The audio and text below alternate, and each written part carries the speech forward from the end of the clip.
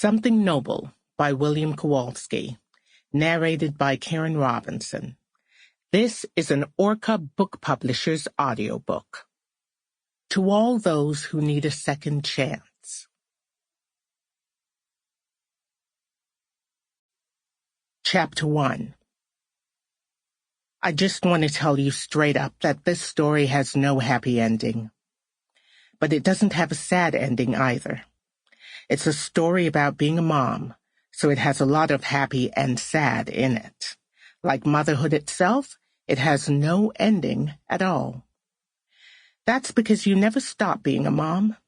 You don't stop when your kids go to sleep at night. You don't stop when they grow up and move away. Being a mom is not just a job, it's an identity.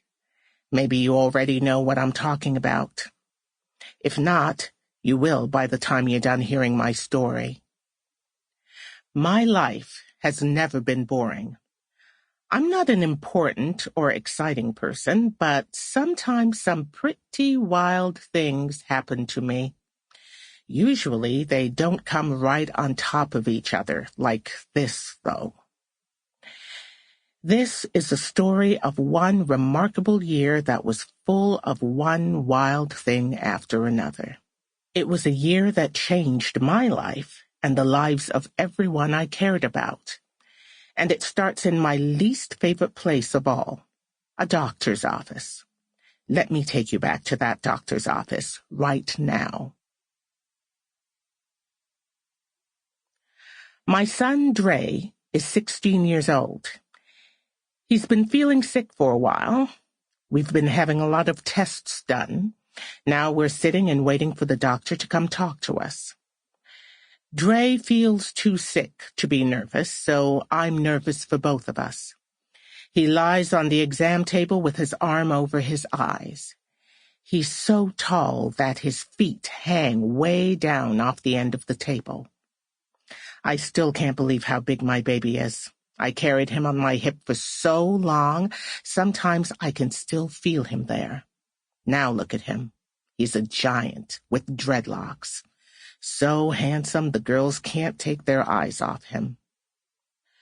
I was only 16 myself when I had Dre. I try to imagine him becoming a father at this age.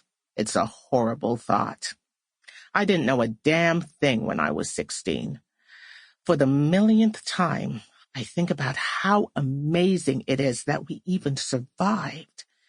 I was so stupid when I was that age, so young and stupid.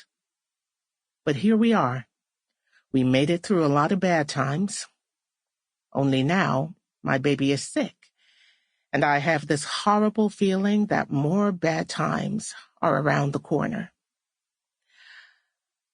When I get nervous, I talk, so I keep on chattering away to Dre even though he isn't answering me.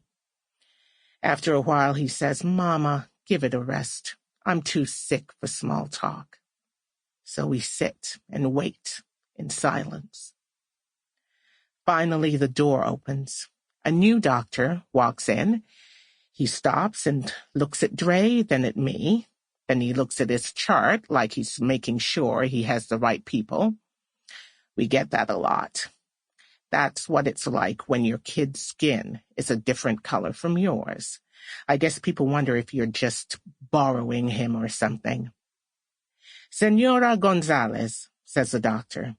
"Buenos días. Me llamo Dr. Wendell." I get that a lot, too.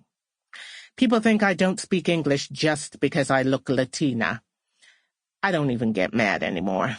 I don't have the energy. "Hi," I say. "How you doing, Dr. Wendell?" "Fine," says the doctor without missing a beat. And I realize he wasn't being rude. We live in a big city. He must meet a lot of people who don't speak English, so maybe he's not so bad after all. He closes the door. "Let's talk about Dre," he says. He pronounces it Dre. "It's pronounced Dre," I say. "Sorry," says the doctor. "I know you weren't expecting to meet a new doctor today, so let me tell you about myself. I'm a kidney specialist. I was Sample complete. Ready to continue?